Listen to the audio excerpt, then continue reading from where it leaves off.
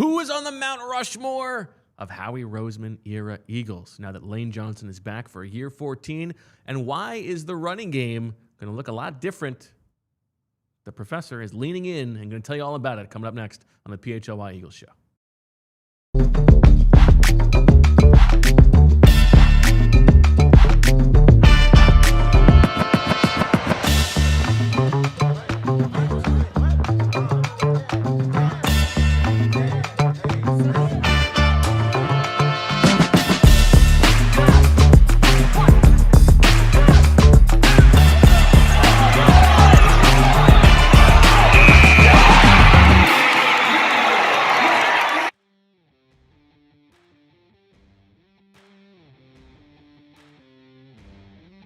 Hello, everybody, and welcome to the PHLY Eagles podcast presented by Bet365 and Ashley. We are here in the Xfinity studio, and we are Bo and the Professor. Professor, how you doing? Nice to see you. We're getting you fresh, not super fresh, but fresh as far as we're concerned, off your biannual haircut? Biannual, yeah, every 6 months. And it is fresh You're looking by great. My standards. It's only been about 2 weeks. You look great. Thank you. I appreciate it. How You're you looking doing? good too. Oh, A little bit of a thanks. tan. Vacation, Bo. I'm easy breezy, baby. Little, your planned family trip to an island, which I won't name. Listen, if you get a good It's deal been in the wherever you news. can get them. That was actually our philosophy when I lived in Turkey. Okay. We were very close to a lot of very beautiful places that had a lot of turmoil. So, like Egypt, for example. Beautiful love place, Egypt. a lot to see. And, they hijacked like a Ukrainian Airlines flight. They attacked like a group of Russian tourists. And, Let's get there. Oh, absolutely. My friend and I were like, next week, we're going. We went to Egypt. We were there for a week. We were like the only people at the pyramids. It was unbelievable. Also, like what lowly terrorist attacks like 2 Turkish professors? You know what I mean? Like if it's just 2 people like while going around, you should be safe. So yeah, it's a good way to plan trips. All right. I like that. There you go. Let's talk a little bit about the Philadelphia football Eagles, Professor, and the news that Lane Johnson will be back for year 14. Let's do it through the prism of the big takeaway presented by our friends at Xfinity. And Professor, Lane Johnson is someone who you have seen play quite a bit as he moves now into year 14. If we want to flash up where he ranks on just seasons played in Eagles history, he's about to tie Chuck Bednarik for second place behind only the great Brandon Graham. Going to surpass the likes of Brian Dawkins, Jason Kelce, Harold Carmichael, Bucko Kilroy, and Vic Sears. My question for you is Lane Johnson the best Eagle of the Howie Roseman era? Yes. Okay. Okay, I mean, I think there's. You know not not to ask yes or no questions. I think he's been the best player on the team for a long time. Okay. During a period of time that the team won 2 Super Bowls, right? Went to 3. He's just like, his on-off stats are famous, like how bad the team is when he doesn't play. And you can just see the way the offense is run, like relying on a right tackle who can just block by himself at all times. Designing a run game where you're running behind him, never worrying about him in pass pro. How unconventional he is, like, and how when other people try to do what he does, how bad they look. Name's escaping me, the left tackle for the Patriots who lost them the Super Bowl. Will Campbell. Basically tries to be Lane Johnson, but he can't do it. Like you cannot do that vertical set if you're just a normal human. And Lane Johnson, I mean, just the way that he, has also been a leader, obviously, all those kinds of things. Yeah, absolutely. I would say that he's the best for sure. And I'm very happy that he's coming back. I wasn't like super excited this week because we had already gotten sense that he was going to come back. Yeah. Like people had sort of leaked it, right? And so, but man, like when the word finally comes that he's retiring, it's going to be like, oh no, what's next? Yeah, I mean, living in a world, and I think we're going to talk as the show goes on about a post Jeff Stoutland world and what that might look like. But yeah, I think Eagles fans are accustomed and used to a very high level of play from the offensive line. At some point, that's going to go away. Yeah, the 2 tackles in particular, when you think about the like the position value of edge rushers in the NFL, and how when normal teams play against like a Micah Parsons, play against like, you know, back in the day, like the Von Millers and the Khalil Macks, they would spend the whole week worrying, like, oh no, how are we going to not let this guy wreck the game? And we would be like looking at other positions, because it's like, what do you mean? Like, we have Jason Peters and Lane Johnson. Like, what do you mean? We have Jordan Mailata and Lane Johnson, right? Like, it's always been very comfortable there. And it's so much easier to plan everything else. And, you know, like double team Aaron Donald or whatever. Like, you know what I mean? Like all those things when those tackles, you know, are going to hold up. So, yeah. All right. Well, there you go. Lane Johnson is back. That'll close it on the big takeaway. But let's keep this conversation going here. What if I want you to fill out your Mount Rushmore of Howie Roseman-era Eagles? Okay. So this is like, it doesn't necessarily. I think he doesn't have to have acquired them. Oh, okay. So that makes it, maybe that's unfair. I like, but this is like a subjective, like, of course, in my Lane, Kelce, BG, Fletcher Cox, Jason Peters, Malcolm Jenkins, if you want to get nasty, Jalen Hurts. Yeah. So when I'm an old man, like looking back at these days, telling my, you know, grandchildren, if I have any, about this era. Yeah. I will definitely have Lane Johnson there. I'll definitely have Jason Kelce. I think I would have Brandon Graham, because not only because he's on the thumbnail, but just because I've just personally like always loved Brandon Graham. Like, not necessarily because he was one of the best players on the team during that whole time, but like the longevity, the clear like impact he has in the locker room, like all those things, like, and also just like his relationship with fans, like, matters. Like, as a fan, like, it's like that matters a lot to me, and that's what puts him over like a Fletcher Cox, who is an awesome player, but like didn't have that same relationship with the fans as Brandon Graham. You know,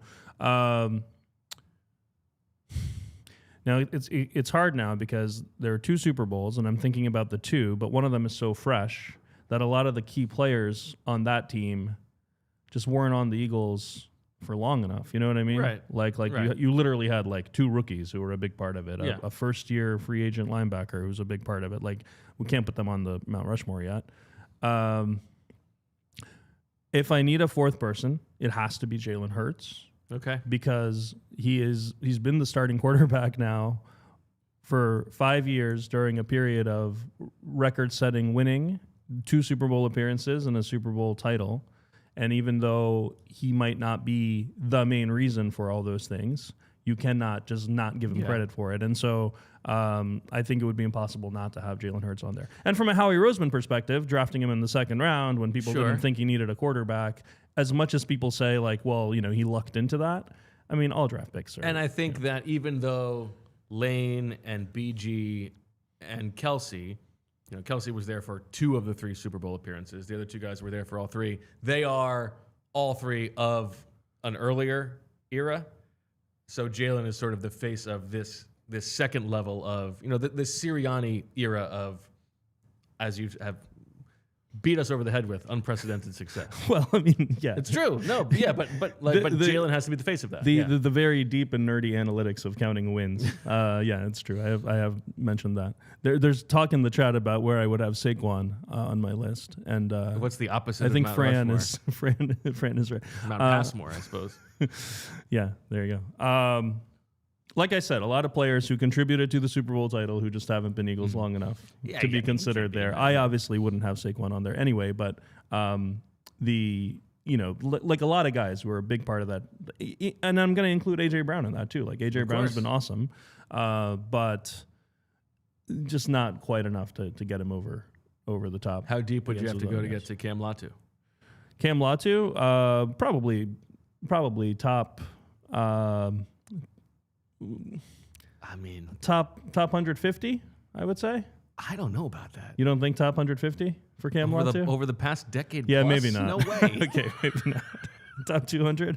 Just because of I have a soft spot for players who are talked about a lot for unclear reasons. So yeah, Akeem Butler. Well, I'll have that too. Yeah. Jason Kroom. Is one of my favorites. Exactly. Well, let us know in the chat and comment on the video. Who is in your Howie Roseman-era Mount Rushmore. Who's Jamo- on your top 4? Jamon Brown. Jamon Brown. Man, Adjusting the incredible. gloves mid-play. We'll never forget. Yeah, top 10 for sure. Dominican Sue and Linval Joseph, leading to Miles Jack and Zach Cunningham. Love it. I love that. So good stuff. Yeah, it's good to have like a platonic ideal of like how he moves, and Dominican Sue, Linval Joseph. I mean, they didn't quite get us the parade that year, but like it got us decades of comparing every bad veteran midseason signing to them. So yeah, it's good. Okay. All right, I like that. Let's take a quick break. We'll come back. We're going to get into the weeds on exactly how this running game is likely to change in a post-Jeff Stoutland world. The professor also has some thoughts on the offensive staff changes in general. We're going to go over some flu world order implications, talk about the opponents for next season. It's all coming up next here on the PHLY Eagles Show. Bet365 has 90 million users worldwide, and they live stream over 780,000 events each year with early payout offers across the NBA and NHL. And today, Bet365 offers the widest range of games and markets available for live in-game betting across 78 sports. And now is the time to get in on the action, because the breaking news from Bet365 is that new customers now get $200 in bonus bets when you bet $5 win or lose. Just sign up, use the promo code PHLY365, deposit $10 and place a bet for $5 to get $200 in bonus bets if your bet wins or loses. Bonus bets can be used on the spread, totals, player props, futures, and more. Whatever the moment, it's never, not once, not for a brief second ordinary at Bet365. Must be 21 or older and physically located in Pennsylvania. If you or someone you know has a gambling problem and wants help, call 1-800-GAMBLER. Deniz's dad's boss, big steak and eggs guy, this is a true story, used to send Deniz's dad steak every holiday. And it touched the Selman family. They loved it. Now, you want to talk about steak and eggs, you're getting a hot cast iron. You're getting that hard sear, crispy edges, cracking a couple eggs in that same pan. Ooh, that deep yellow yolk is going to be running over the steak, and it's basically its own sauce. High protein, simple, unreal flavor. So keep your freezer stocked with Omaha steaks. The quality is different. Every steak is aged for tenderness, hard cut, hand cut by master butchers, and you can taste it. Get 50% off the world's best everyday protein by going to omahasteaks.com for 50% off site-wide during their semi-annual sale. And for an extra $35 off, use promo code EAGLES at checkout. That's 50% off omahasteaks.com and an extra $35 off with promo code EAGLES at checkout. Terms apply. See site for details. Back on the PHLY Eagles podcast. I didn't give you mine. Yeah. But I think you got it. I think it would have to be. You can make a case for Fletcher Cox if you're just talking about quality of the player. But I kind of like where you landed. And if we were to add a fifth to Mount Rushmore, which it would be Malcolm Jenkins for me. Like he's the one that I feel bad about not including. And who would be on your all-time like top 4? Yeah, that's like of people that I watched. So yeah, this would be from like I didn't see like Bucko Gilroy or whatever. Yeah. Vic Sears. The Greasy Neal era, had a lot of good players, but so growing up, man, this is hard. So there's like a difference between exciting and having accomplished something, right? So like Reggie White was awesome, Randall Cunningham was super exciting to watch, but those guys never won anything. Like they won one playoff game the whole time, So it's hard for me to compare them to, an era of. I feel like the early 2000s, it was like almost the opposite. It was like there was a lot of winning, but I'm not coming up with as many guys who I'm excited about. Brian Dawkins. Doc's got to be in your top 4, sure. right? Yeah, okay. Doc for sure, yeah. But he's the only one from that era that I would have, I think. I don't know why I'm not. You could argue, like, you should have Donovan McNabb if you're going to have Jalen Hurts. Like, you could argue that. Yeah. I don't know why. For me, like, just when I look back on that era, I don't look back as fondly on Donovan McNabb, and I'm not sure why. Like, I can't really give you a reason, just a feeling. Okay. Relative to, like, how I'm most likely going to look back on Jalen Hurts. Maybe it's just that one of them won and the other one didn't, right? Like, it could be that simple. But, yeah. What about you? I mean, you would include Doc. Are you going Doc and then just Lane, Kelce, BG? Is that where you're landing? No, you want Hurts. Yeah, it's hard. Yeah, I don't like comparing across eras. It's so hard. Yeah, I'd have to. Jeez. Yeah, maybe by the end of the show. Tough guy. Yeah, this is like when we did our female artists. I need a little more time. It seems like too serious an endeavor to just do as a pop quiz, but yeah. Okay, tell us about this this run game and why you expect we're going to see significant changes from what we are used to. Last time I was on the show, it was, the Stoutland thing had just happened, and right after the show, EJ and I were talking off the air about, like, you know, well, the under center, like, is Stoutland really like that married to shotgun run game? Like, is he really not that under center? And I was like, oh man, like, let's get out True Media and run some numbers on this, because I'm sure that the Eagles will be dead last in under center usage during Stoutland's entire era time here.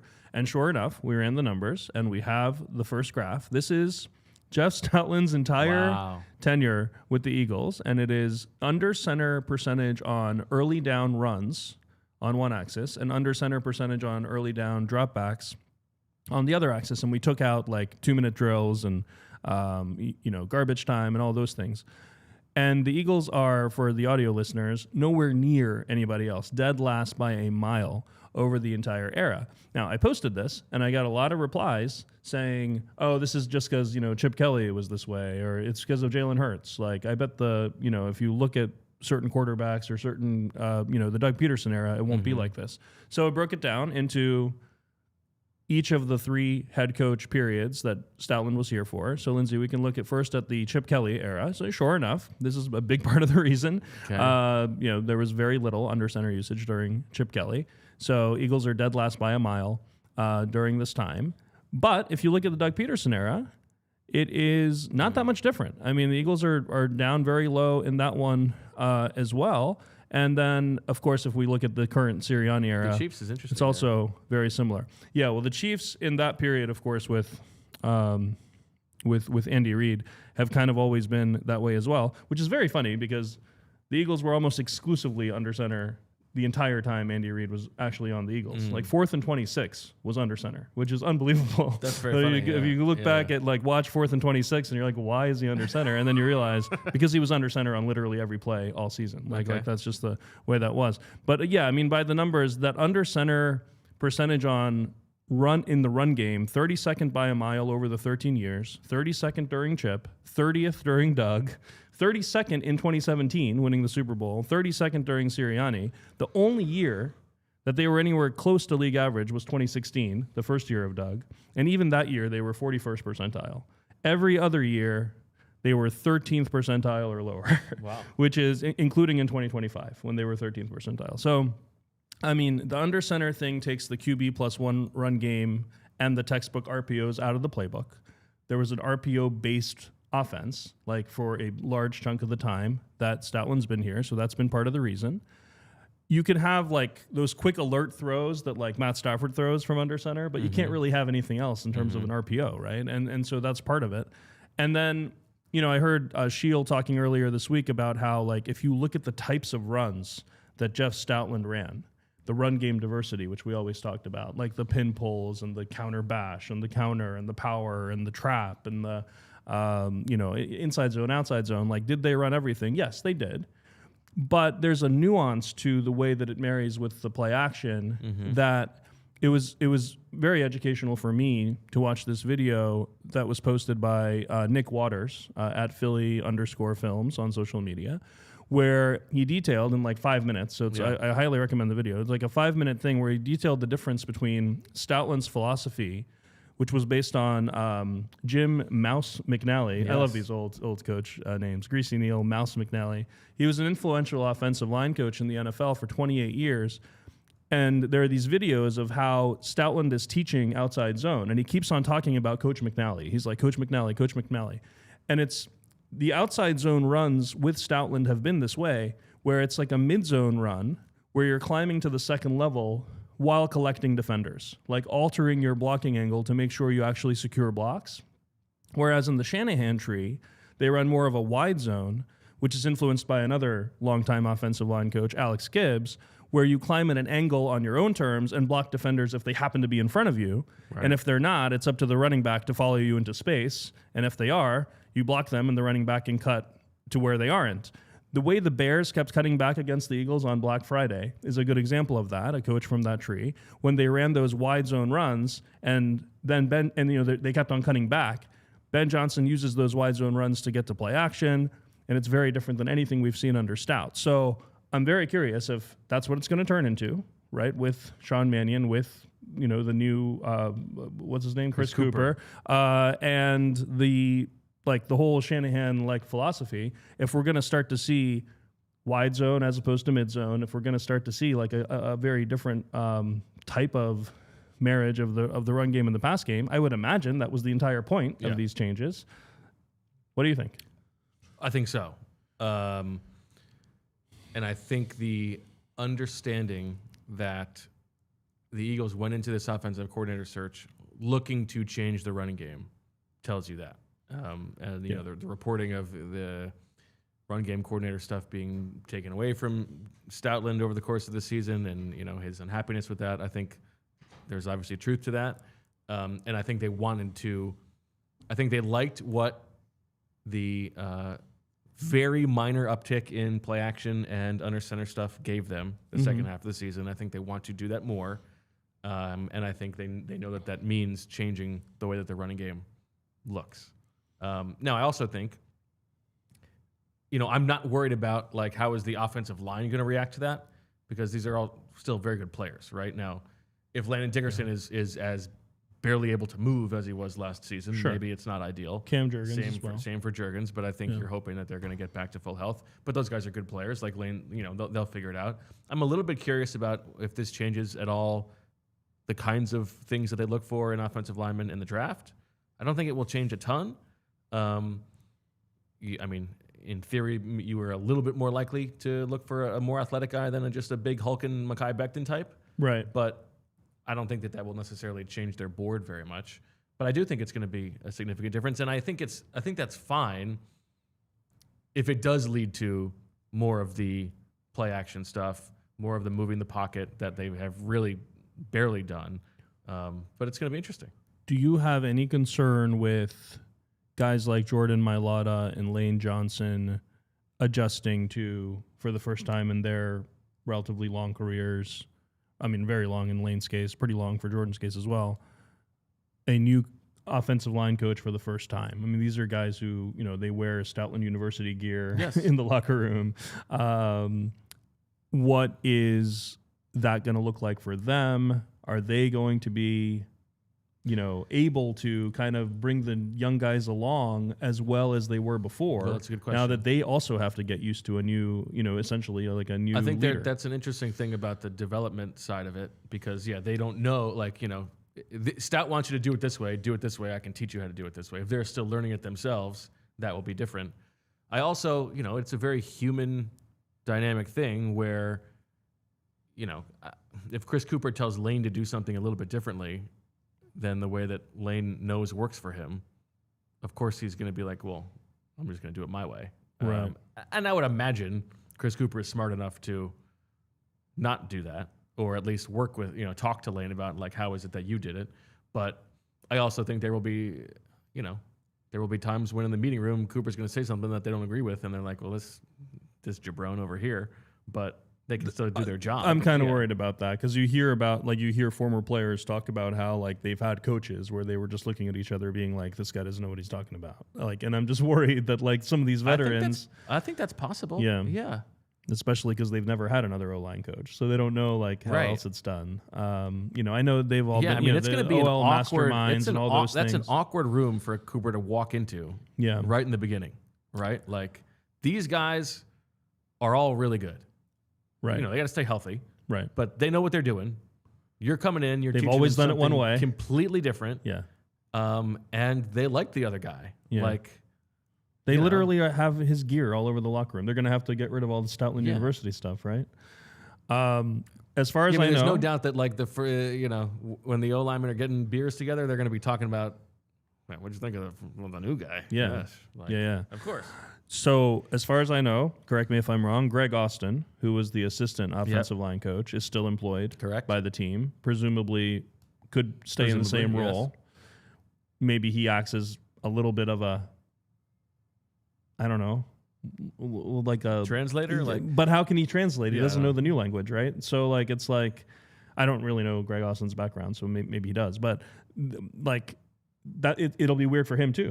Right? Yes, he's just going to join the other guys having the beers and be like, "What's going on?" Yeah, I agree with that. Yeah, so that's a weird one. Weird one for me. Like that, it's one where it would have been so much smoother. And I know the whole point is that the scheme's changing, so maybe this doesn't make sense. But like, we talked about Christian Parker and how great it would have been if like he could have just taken over as DC, like when Fangio retired, if they could have timed that up. Where if there had been a guy like that in-house who they could have promoted instead of bringing in a guy. And it's not like the guy... Paganelli a couple years ago who had been in that room and then now is in New Orleans as their run game coordinator. That's, I don't think they expected Stout to leave. I mean, it's the kind of thing where like if they had just promoted Greg Austin, would we have been saying like, what are they doing? Any more than we're talking about this guy who was just fired by the Vikings coming in? You know what I mean? The other thing is like, it's not like this guy has like an accomplished career. Well, yeah, and if you're Lane and Landon, like, I don't know, this guy's going to be here more than 1 year. Yeah, that's a good point too. Why try to impress this guy, right? Like, he should be trying to impress us, kind of thing. Yeah, I mean, I think we can all identify with that. Like, it's your job to take the coaching, and it's your job to make it look good. But it's a difficult thing for Cooper to be stepping into. No, for sure. Moving to a different part of the offensive staff, what did you think of the Parks Frazier role change, becoming quarterbacks coach when the old quarterbacks coach Scott Loeffler, as far as I know, is still employed as well? Like, what's he going to do now? He's just going to... I don't know. I do maybe not have he reporting won't. on what Loeffler's going to do, or if he's going to stay. I would imagine he will look for somewhere else, but I don't know. I was a little bit underwhelmed, honestly, that just from the outside that Parks Frazier was staying, because it was like... It's like alarm bells that they're letting Nick's guys stay, right? We get the news that, Grizzard's coming. Now Mannion's getting Mahaffey. Okay. Yeah. Oh, they're really gonna change this offense. This is gonna be a totally something new. Right. It's like they got to that line, and then sort of backed off. You know it's what I mean? 4 new guys, and right? I think the quarterbacks coach in particular is obviously the one that is like the most interesting. Right. Parks Frazier hasn't been a quarterbacks coach before. That doesn't mean that he won't be a good one. And obviously there is value in he knows Jalen knows him. He has worked in this scheme and Nick's scheme, so he can be the translator for that. That all makes sense to me. I get it. But I also think it's okay to be like, ooh, I thought this was going to be the one where like we needed a Shanahan style quarterback guru, right? And this is not necessarily that. Yes, the 1 year in Miami, 2024, as an offensive assistant with an unclear role is the only exposure he has to that system as far as we know, right? Right. So that's... now, you could say, okay, well, Sean Mannion's going to be in this room a lot, right? He just did this job. He's the one who's really going to be working with Jalen, but... Good point. Sean Mannion's going to have a lot on his plate. He's never been an offensive coordinator before. He's never been a play caller before. Right. So he's got a lot to do that he can't just also do his old job. Right. And then it is... Like, I have to talk about the wide receivers coach because Sean Syed was talking to you guys at the Super Bowl about how, in his mind, like, it absolutely had to be a coach from this scheme, coaching the wide receivers. Yeah. Like, talking about how important it is for the wide receiver coach in particular to be installing this offense that he has to be familiar with. And Aaron Moorhead, who's just been here forever. It's like amazing how long he's been here. I believe he's the longest tenured wide receivers coach in the NFL. Which is crazy. It's crazy because like what examples do we have of the wide receivers developing beyond what we already knew they were coming into the team? I know he's good at squirting the water during the rain weeks on the ball and stuff, but and I'm sure he's a nice guy. Everyone likes him, all that kind of stuff. But to keep Aaron Moorhead is like it's just adding one more guy who has to learn the system. Like he's never coached in this system. He's never played in this system. The single biggest surprise to me of this is the offensive coaching staff. I have no idea. I'm sure there are lots of strengths with Aaron Moorhead. There's obviously a reason that Nick Sirianni has kept him around after he was, and Nick Sirianni cares about that position. But I find that to be interesting. Yeah, just zooming out, you really have this like they made it 50-50. Like you have four new guys, right? You have Mannion, Grizzard, Mahaffey, and Cooper. I know, and now it's and like then you have Singleton, Moorhead, Frazier, Leffler's still around. Like it's basically half and half, and it's like half of them are learning from the new half. I know, but they're also going to be telling them they are the ones who know the players, guys, like, and the players know the old guys. Like, and so it's like how much power are the new guys? How much power are the new guys going to feel like they have, especially because they're all young. That's the other thing. If they had hired Greg Olson, Olson, he's like 62 years old. I was thinking like that guy would essentially be that senior type who you needed to kind of bring because these guys are all young, the new guys. Yeah, now they were all young when they came in 2021. That's true. Yeah, that's true.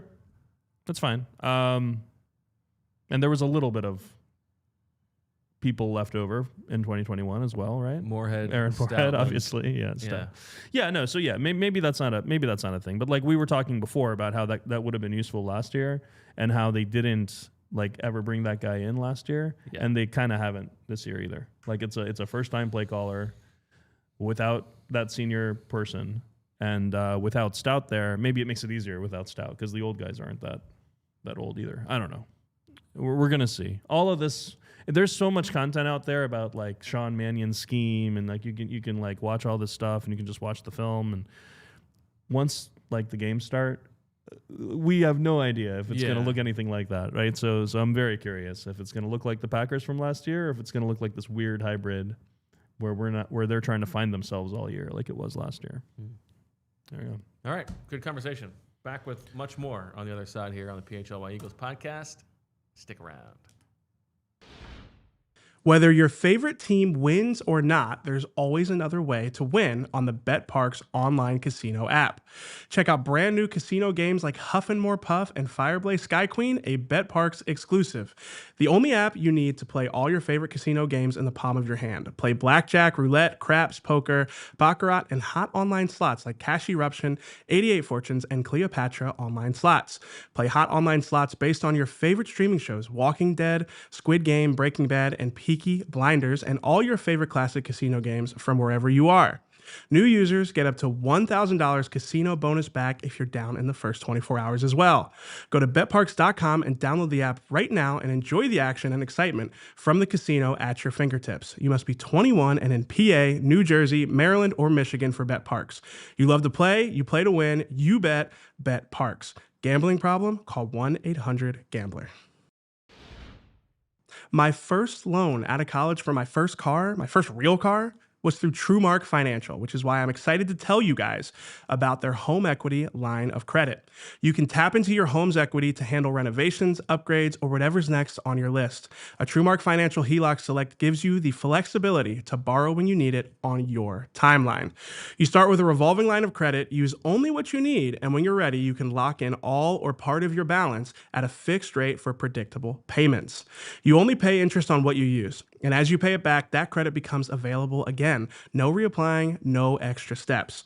With competitive rates compared to most unsecured loans and flexible repayment options, this could be a smart move for your home and your wallet. Learn more about TrueMark's financial home equity line of credit at TrueMark.com or stop by one of their 24 branch locations to get started.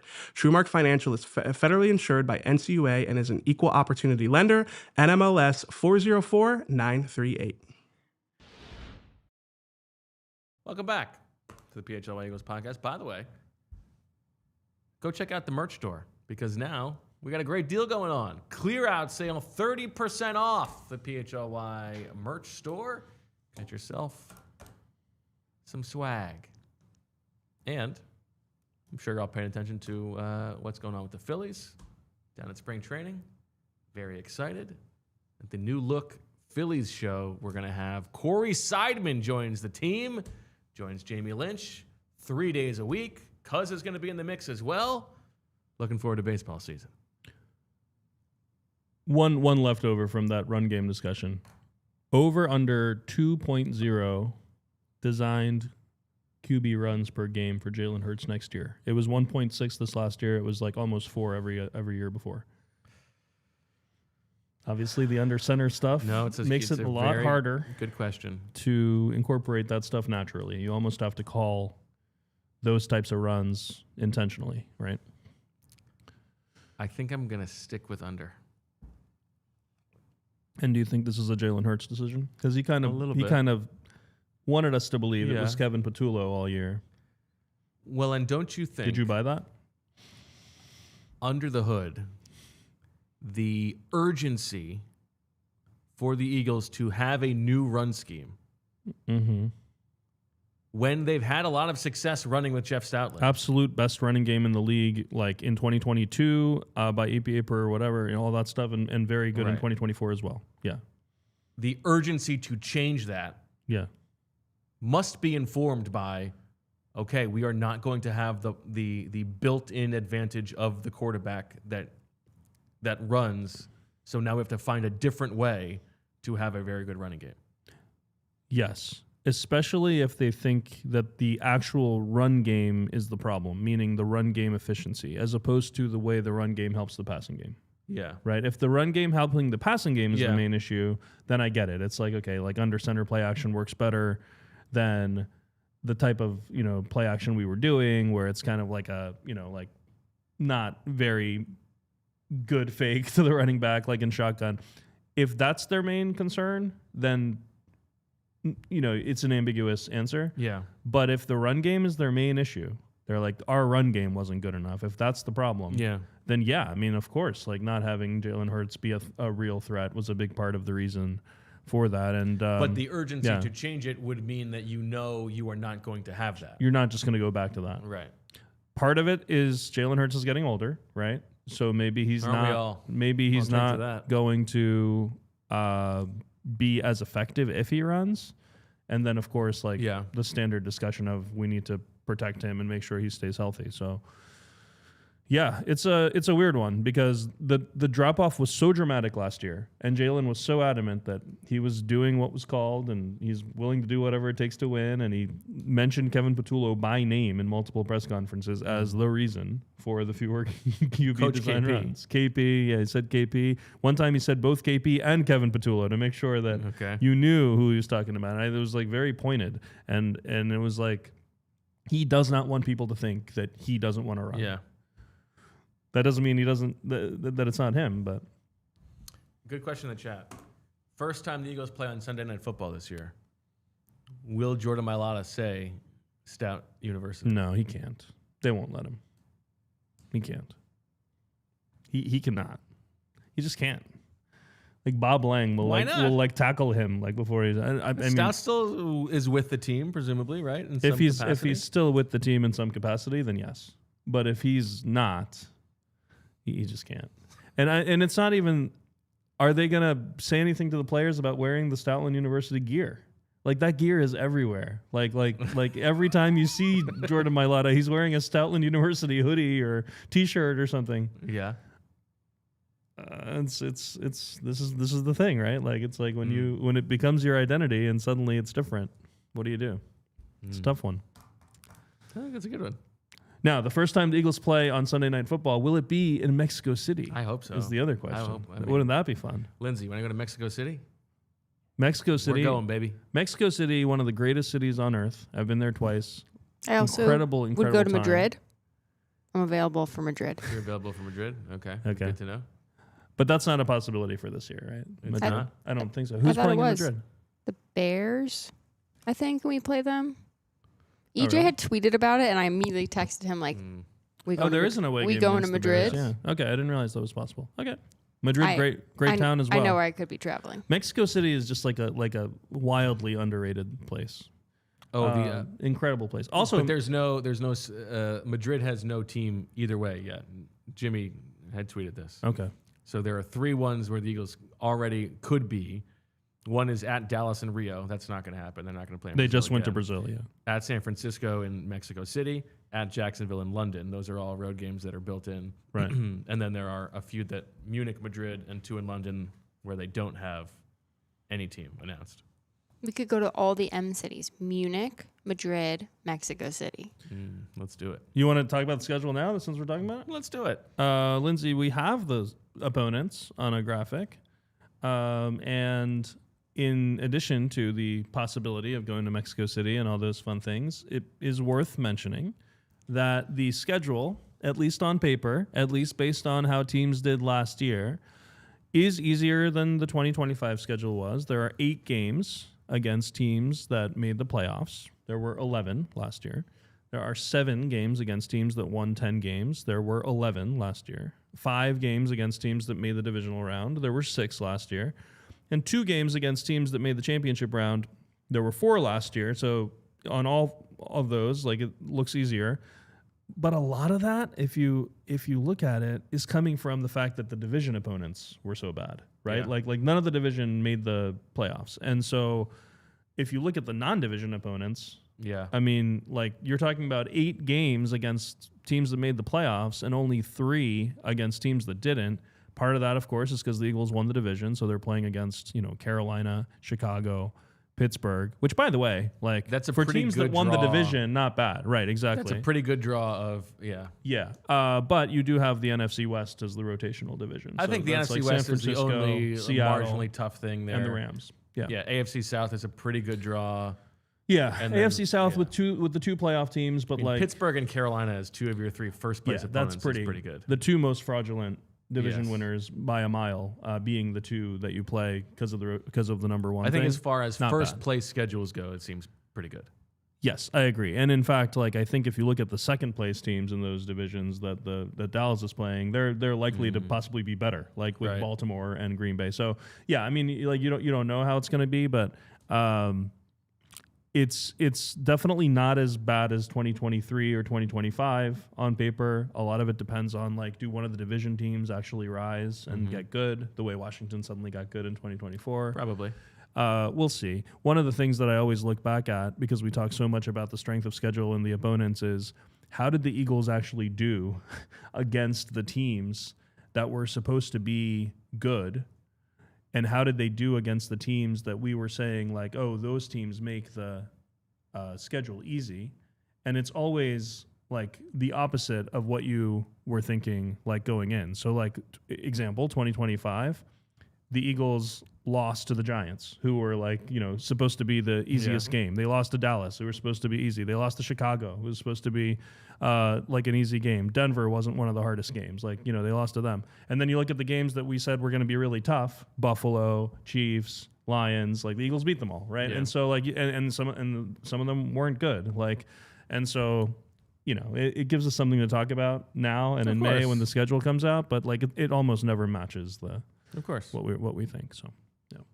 All right, time for our last break. On the other side, we'll talk a little flu world order.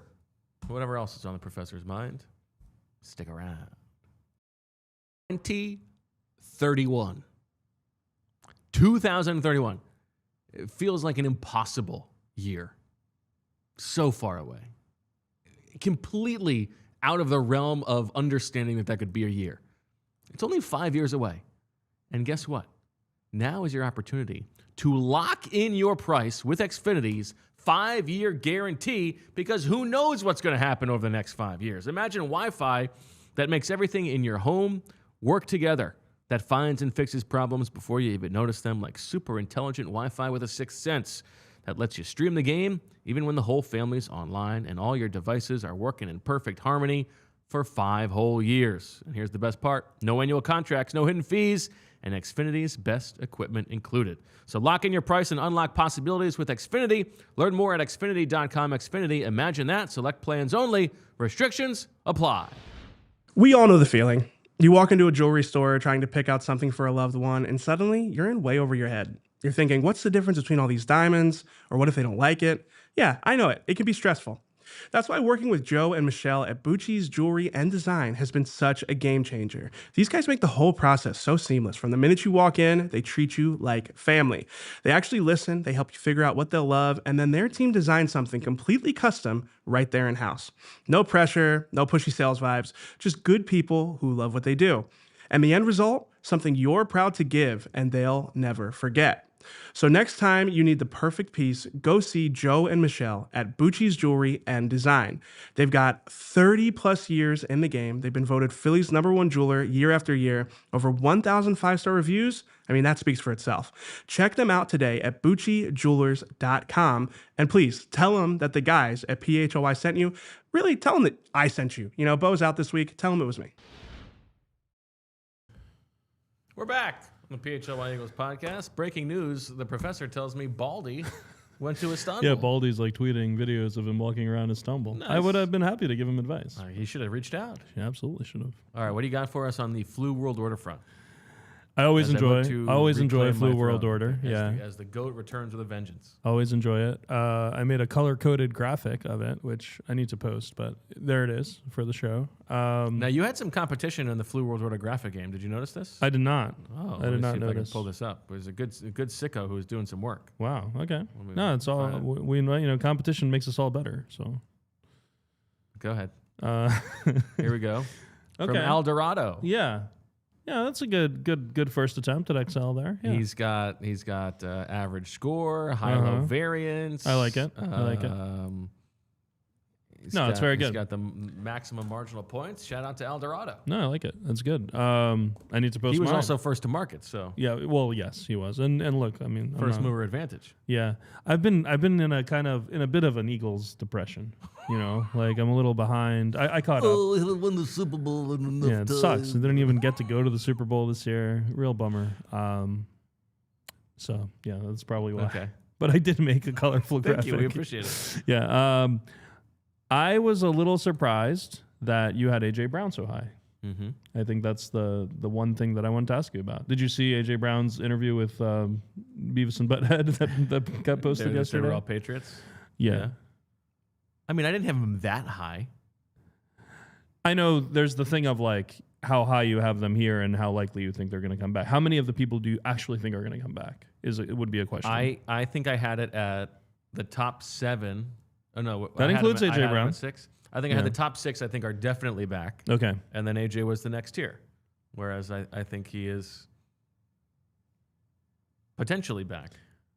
I mean, the guys who are after And him, it's- it's like and Britton it's- Covey is a free agent. And would you agree that at this point, from everything he's said, on the roster right now. correct?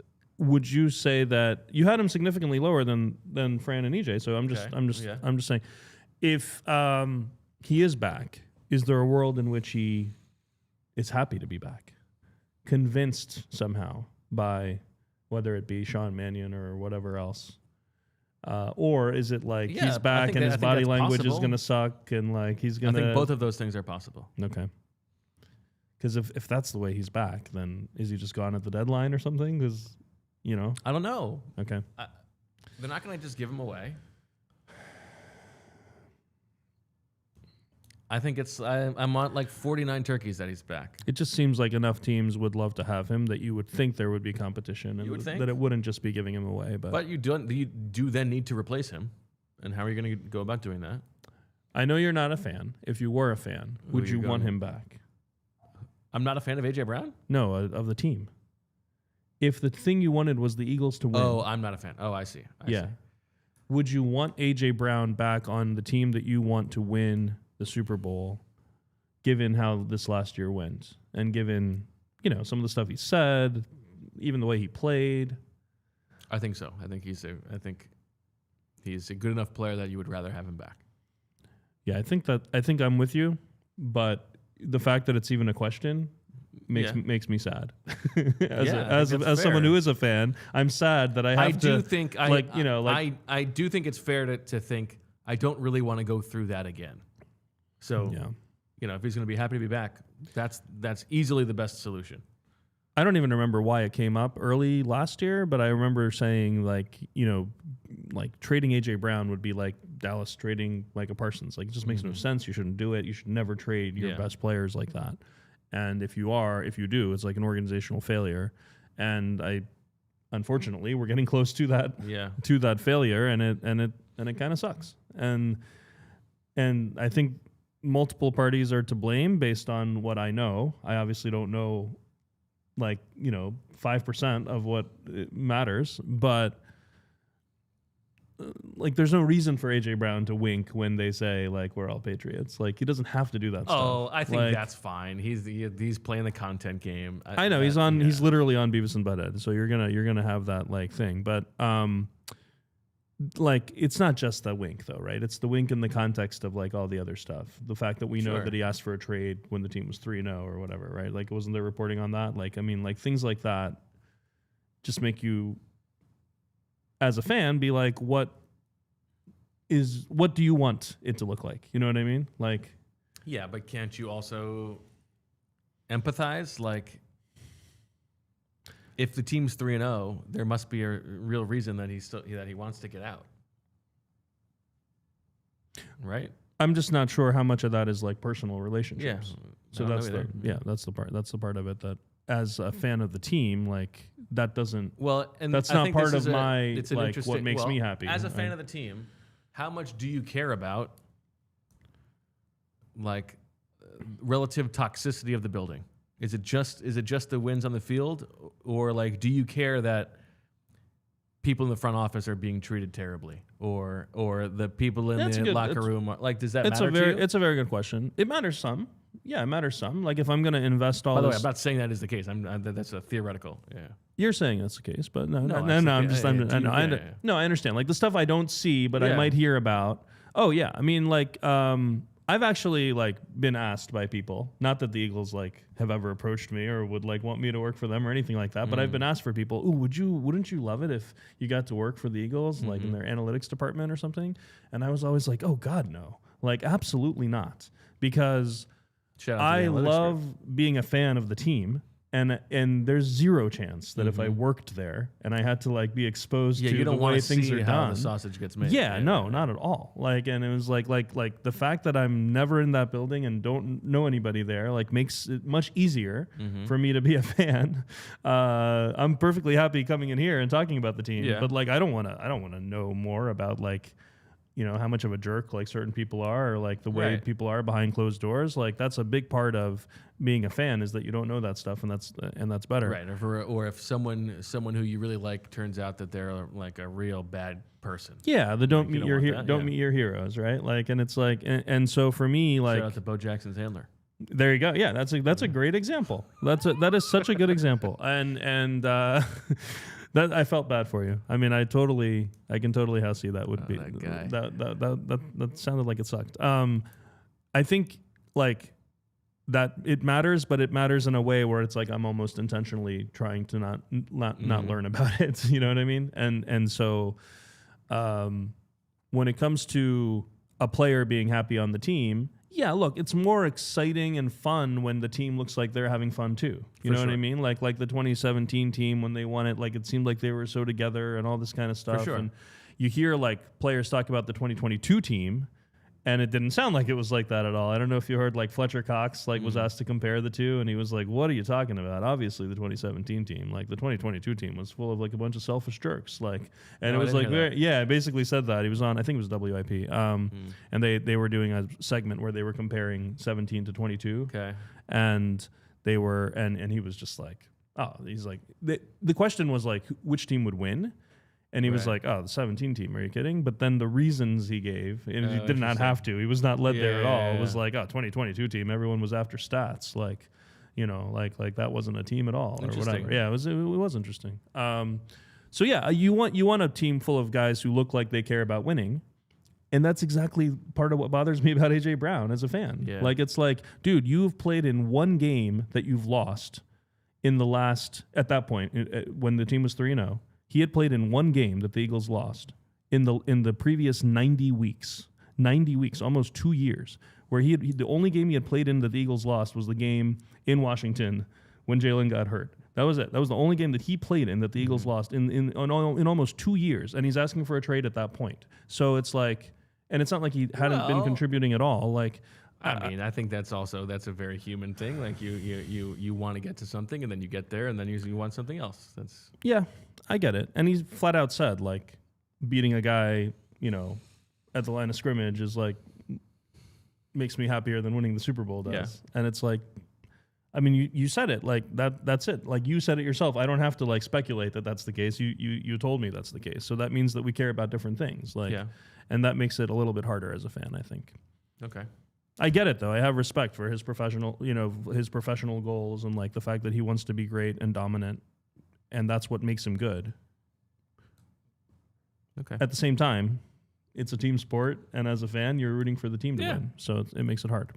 What else was interesting from FWO? Shocked that you didn't have AJ Dillon last. I think there's a. I mean, I AJ loved could definitely be Fran's. back. I loved Fran's like standouts, like the Ben Van Sumeren very at all 8, over the place. Josh Uche at 11. Like I thought both of those were very surprising. It's gonna be fun. It's gonna be fun to follow this. Uche at 11. I mean, Ben Van Sumeren Sumeren could just win it for Fran. Like if he comes back, like that's already a huge. That would give him like a 14-point lead over EJ and an 8-point lead over you. Yeah. It's just like coming off the I injury. can definitely see him coming back just as a training camp person. Yeah, and I mean we know the typical desire for fullback types in the Shanahan system. Is Van Sumeren going to be that guy though? And there's going to be like bit between of him and Cam wasn't that Latu. so sad that he missed the season? Let's give him another chance. Yeah, I was surprised that I'm you guys worried had about that Michael one. Carter so high. This seems like a guy who like there's no reason for him to be back, but I wish that I had flipped Carter and Van Sumeren. I could see Carter though. To me, Carter is a Reed Blankenship plan C. okay. I'm with Fran on Adoree Jackson. So Fran had Adoree Jackson 7th. You guys had him 15th and 18th. I am fine with that ranking of Adoree Jackson. Okay.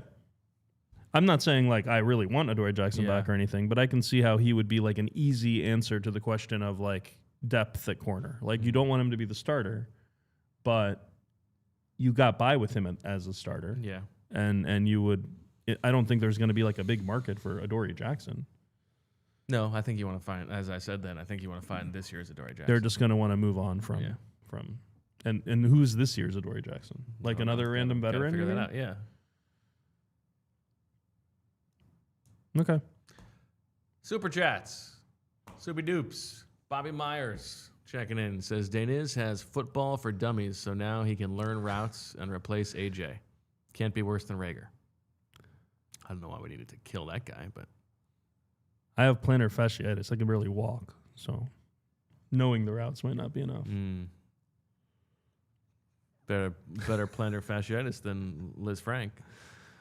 Okay. I'm not even sure what the joke is there, but Just foot injuries. oh yeah, sure. That's a good CDP. Aaron Moorhead has Vince Vaughn energy. one. Okay. They kind of look a little bit alike. I could sort of see that. You think everybody like That's not true. other than you and Arthur Smith, you think everyone looks alike? That's not true. I think that's a fine take from CDP. Speaking of great cities, I was happy to see Cam Jurgens went to Medellin, a fantastic place where we spent a week this last summer to get stem cell treatment, which is very disturbing. Yeah, how different do you feel like your two separate Medellin experiences were? What do you mean?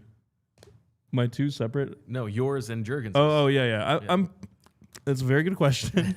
We went to see some Libertadores, which was great. What is that? It's like the South American version of the Champions League. So soccer. So we saw Nacional, one of the teams in Medellin, play against Sao Paulo, Brazilian team. It was a 0-0 first leg. Unfortunately, lost in the second leg, but. I would guess that he did some sightseeing while he's down there. No, seems like a curious guy. I didn't get stem cells. I didn't get stem cell treatment. He must have done something. Yeah, I would think he did. I would think he did something. Beautiful town. I mean, for a town with absolutely no water of any sort, it is shockingly beautiful naturally. Like it's like mountains on both sides and like a valley, and they're like what are they called? Like gondolas, like on wires that take you up to the mountains, and it's just beautiful. Beautiful town. Highly recommended. There you go. Big wrap. And if you need stem cells, apparently that's the place. That's the place to go. If you could get a stem cell infusion into any part of your body, what would it be? So this isn't my answer. But did you hear about the ski jumping? Yeah, the penis thing. Yeah, the ski jumping scandal. I don't fully understand. Listen, I don't want to turn this into like a not for kids show or anything, but how is that the easiest way to make your penis larger during a measurement? Is the part that I didn't quite understand. Oh, because it's during the measurement. Well, yeah, because they measure. Yeah. And that's how they make your outfit. Right. And I see. I mean, there are natural ways to make one's penis larger. Yeah, but you don't get it measured erect. You could? What prevents you? Clearly not allowed. Why? We've done this before. How is there a rule against that? Lindsay And time. there's a rule against injecting it with whatever the hell it was, but well, yeah, that makes sense. If they're measuring it, they're not going to measure it erect. It's already weird that there's someone measuring. Obviously. I mean, I'm just saying, but you're not very can't weird. skirt the rules. That's not. Of course, they're not going to do that. It'd be a huge advantage. Well, very weird sport. Very weird. What are your favorite Winter Olympics sports? Good question. By the way, I don't want any curling spoilers because I have the curling recorded. Oh. You're big into the curling. Curling, oh man, I've just been watching as much curling as possible. Okay, and where do you? The men's semis were both awesome yesterday. The game theory is just that's what I was going to ask you. Incredible. And are there any efficiencies you feel like could be taken advantage of? There are some things that I'm surprised. Sometimes they'll try a certain shot and the announcers will be analyzing it, and I'm like, it's kind of weird that there isn't. I'm just trying to learn. I don't know enough to criticize what they're doing, but there are some things where I'm surprised that there isn't like a consensus. Where it's the best shot in this situation is definitely this. I think one of the things that makes curling so good is that there's always a debate as to what shot to try next. And it seems like there isn't enough to it to have it not turn into checkers where it's just obvious what to do. Right. And the fact that it is chess, and not checkers, despite the fact that there aren't that many pieces, there isn't that much space. And it's so much of it is can you make that shot, right? It's almost like chess where you don't know if you're going to be able to make the move. Yeah. And so part of it is if we miss it, I love the way they're mic'd up. That's my favorite thing. Okay. That should be every sport. Should be mic'd up live. It would be so great. If you had that. But the reason they're able to do that is because they're willing to talk to each other about strategy with the other team standing right there. Yeah. Because it's a sequential. Yes. It's a sequential move game. It's not you need the defense not to know what you're doing. It's they're going to see what you did. So right. I love that, and I love how when they're debating, they talk not only about if we make it, this happens, but they talk about what if we miss it. It's if we miss it, it's going to let them score 3 or whatever. So let's not try it. And then you see that risk aversion and you see the time and score decisions. I just love it. It's so good. I tried to get Everett into it. I think it was too slow for him. It is slow. Yeah, too slow for him. But on DVR it's good. You can fast forward to the shot and stuff like that. But okay. Yeah, that's my favorite by a mile. Have you watched the Schemo? I've been meaning to watch the Schemo, but I have was not gotten to amazing. it. Amazing. Brendan Quinn wrote a great story about one of the Schemo athletes. Okay, cool. I'll have to check that out. Schemo is unbelievable. Really the what? Schemo is unbelievable. Like a huge part of it is how fast you can pack your backpack with your skis, which is there should be more backpacks in sports. That should be a part of more sports. I really enjoyed the Alyssa Liu routine last night. That was fun. I don't love figure skating, but I did see Alyssa Liu's. But I really enjoyed that performance. You really could tell that she was bringing joy to that thing for sure. And I loved her her yelling afterwards and all that. That was fun. That was good. Yeah. Short track is my other favorite. Short track is very good. That's fun. Now I normally don't like sports where a the judge difference between in the summer the track and field is so much better than the swimming. It's agreed. So much better. Yeah. Agreed. I normally say that I don't like sports where a judge decides the winner. Short track is the one exception. It seems like the judge always makes it, because there's always a crash, and the judge has to decide whose fault it is. And they never agree. There's always the announcers are always that was crazy. I can't believe they said that. But just the crashes are so fun that it's worth it to have the judge be a main character. So ski jumping. Penis stuff aside, The penis stuff is by far the best thing about ski jumping. I don't like it at all. it's hard to it's hard as a spectator. Yeah. I don't like. It's hard to tell the differences. Yeah.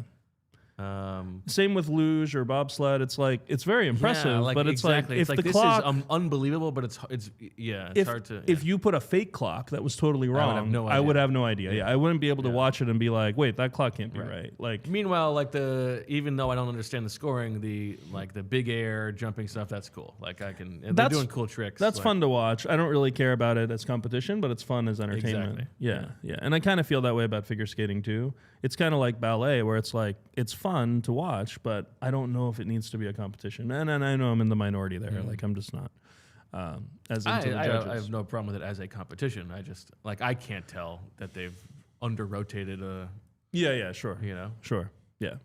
I like the anything where they're like competing at the same time, crossing a line. I like. So like the cross, the biathlon and the cross country where they're actually doing it at the same time and not like against the clock. Yeah. All those things are entertaining to me because you can actually see like who's winning. Well, yeah, but with the long track is an interesting mix of those where you get the one-on-one, but they're still going against the clock, which is kind of yeah. weird. See in the long track, the only one I actually watch is the mass start, which they added like in the last Olympics, where there's just like 20 people skating at once. Yeah. That's what it's all about. I love that. Okay. All right. Lindsay, what's your favorite?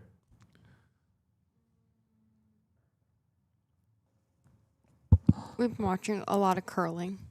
Okay. It is kind of nice because you can understand it without having any like knowledge of it, really, like the whole like get closest. But then when you learn more of the strategy that they do and like how it like offsets, and you might like not want to get as close or whatever. Interesting, something different.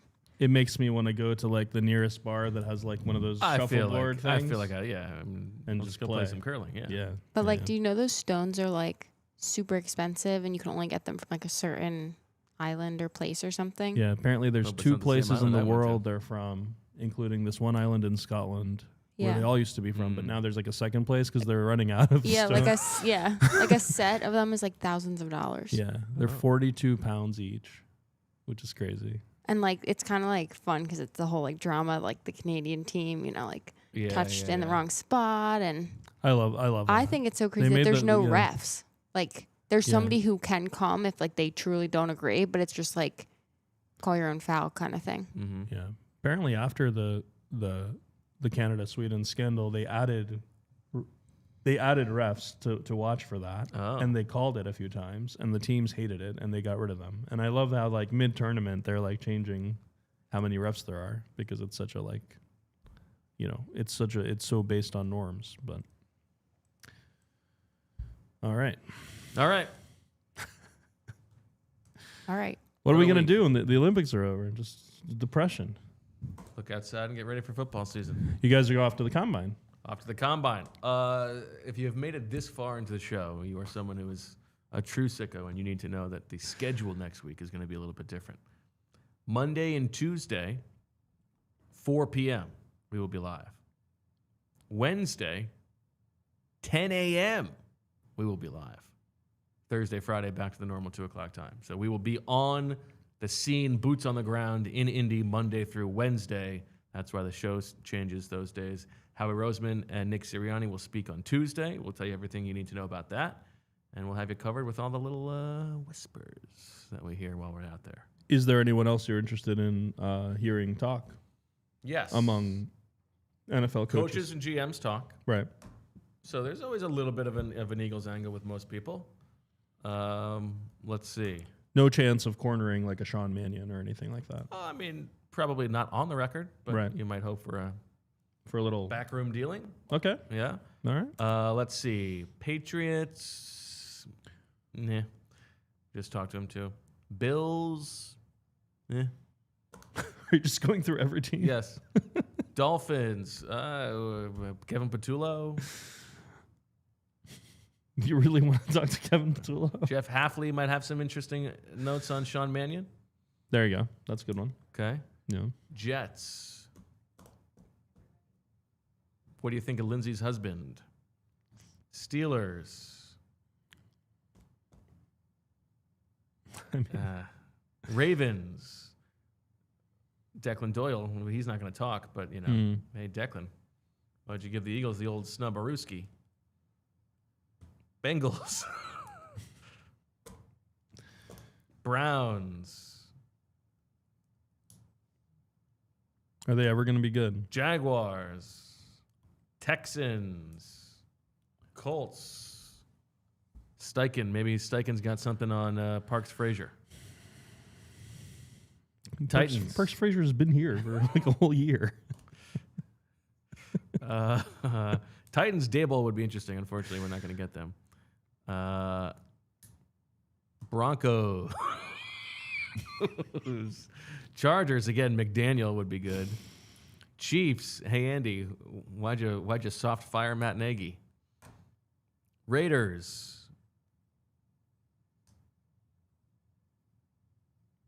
Ronell Williams. How excited are you about that addition? Former Nichols coach. Brian Schottenheimer. What do you think about that, by the way, the Ronald Williams thing? Because we haven't talked much about the defensive staff, but hired Mike Pellegrino. Bubbly move. That's very good. To presumably just fill out the numbers, because Presumably. Casper is taking over for Christian Parker. Right.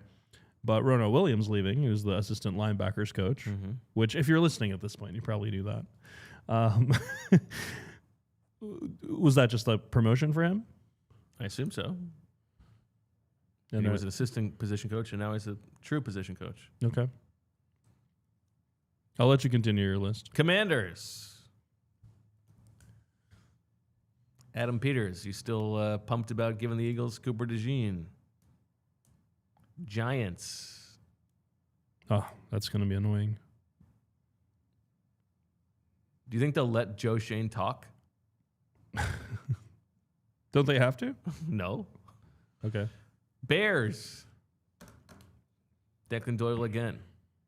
Packers. Mannion. It's all Mannion all the time. Next baby. year's Commanders, the Bears. They're not going to be good. Vikings. Cooper. Why'd you let him go? What are the Eagles getting? That one is going to be like half Eagles, That's an interesting half Eagles media, isn't it? Yeah. Lions. Panthers. Buccaneers. Grizzard. Falcons. This is what they tell you for YouTube, right? You want hard hitting action. Every team. Lots of stuff. Yeah. Falcons. Remember that James Pierce trade you made? Saints. Kellen Moore. Talk about Jalen Hurts. Seahawks. Rammies. Niners. Cardinals. Getting Shanahan to complain about 2 international games may be fun. I was going to say Niners, you could ask about Australia. Yeah, I mean, Australia and Mexico City. They have 2 international games, which there's no way Shanahan's happy about that. He doesn't like playing on national TV. That's what I'm going to say. So he doesn't care about traveling. It's the fact that these are going to be island games where people have to watch. Yeah. It's going to play in front of a national it's audience. It's going to be so emotions. If he doesn't like playing in front of a national audience, what's he going to think of an international audience? Do we know when the Australia game is for sure? Yeah, they said it was either going to be Wednesday or Thursday, week 1. But we don't know which yet. They said Seattle's opener as the champion will be whichever one the Australia game isn't. So it's a matter of whether they want But like, the why champion can't to they actually decide be that? the opener, and then it would be Wednesday. Why can't they decide that right now? I'm guessing that the teams going to Australia want it to be Wednesday, so they have an extra day. But the league kind of wants to keep the tradition of the champion opening, so that's probably why they haven't decided. That's just speculation. Will an enterprising reporter, as someone points out in the chat, ask Adam Peters about his owner's appearance in the Epstein files?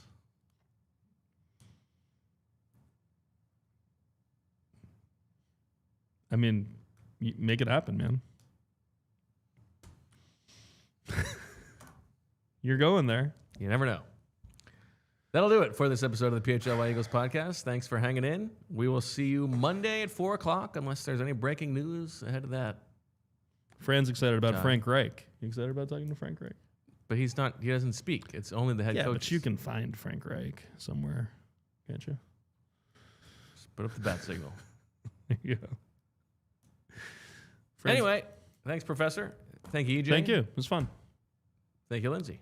What did EJ do? Most of all, thank you. Looking at you right there. Thanks for hanging this long. Put in the comments, Eagles, Howie Roseman-era, Mount Rushmore. Who you got? Anyway, as always, we love you.